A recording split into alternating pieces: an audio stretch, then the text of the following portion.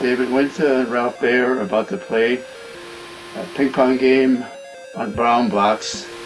Ralph Baer nous a quittés le 6 décembre 2014 à l'âge de 92 ans. Nous avions eu le privilège de le rencontrer à Paris en 2008 à l'occasion de la GDC, aux côtés du collectionneur et historien David Winter, à l'origine du site Pong Story. Ralph Baer est considéré à juste titre comme l'un des pionniers de notre média, voire l'inventeur du jeu vidéo. C'est à l'âge de 29 ans en 1951 que cet ingénieur s'est vu proposer par son boss de l'époque, chez L'Oral, de créer le meilleur poste télé du monde. En travaillant sur ce projet, il tenta d'imposer un nouveau concept, celui de jouer à des jeux sur sa télé. Mais son boss refusa et ce n'est que 15 ans plus tard, chez Sanders Associates, qu'il put reprendre son idée et la concrétiser sous la forme de ce que l'on allait appeler la Brown Box. The official document that shows the beginning of this whole thing, dated 1st of September 1966. I wrote a 4-page paper on that day that sort of lays it all out. You read through it and it projects various games like car racing games, gun firing, shooting at the screen with light guns. It's all there. So that's the Magna Carta of video games. Un moment historique qui débuta avec une poignée de techniciens travaillant comme Ralph Baer pour Sanders Associates. I ran a large group of engineers and technicians at the time, so I had a fair amount of discretion over spending some money. I took a technician out of my division and put him in a small room about half the size of this place, gave him the key to the door, and told him to build something. Right? Later on, an engineer joined us part-time. The total effort involved making about 7 consecutive models, of which this one's the last one. Was about, chronologically, 2 years. In terms of total labor, less than a year. 1 man-year, like nothing. But we started with nothing in an industry that had nothing.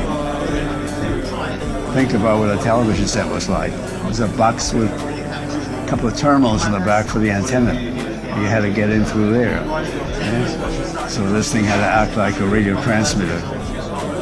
Work on channel 2 or channel 3 or channel 4, get into the terminal.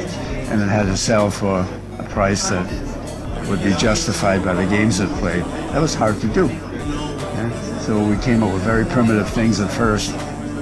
A little further downstream, about 6 months downstream, we came up with a notion of machine-controlled spot, and that allowed us to do things like ping-pong games, handball games. And we didn't know it at the time that was the thing to do. That's what would become successful.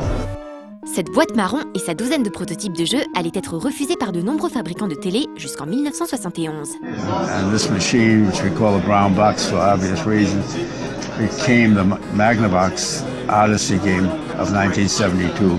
And 3 years later, about 340,000 Odysseys have been sold. 340,000. So multiply that by average of 4 or 5 people per family. So it's a couple of million people knew what it was to play TV games. The term was not video games. That got coined later on. I don't know when.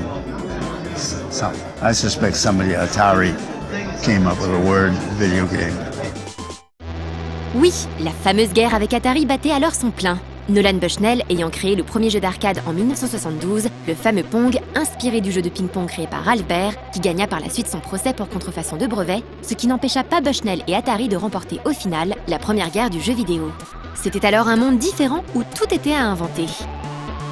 It's sort of like trying to visualize what life was like in the early days of the light bulb, you know. I mean, why would you be interested in playing a game with 3 lousy spots on the screen, you know? Well, the answer is that nobody had any control over what was on the screen until that happened, right?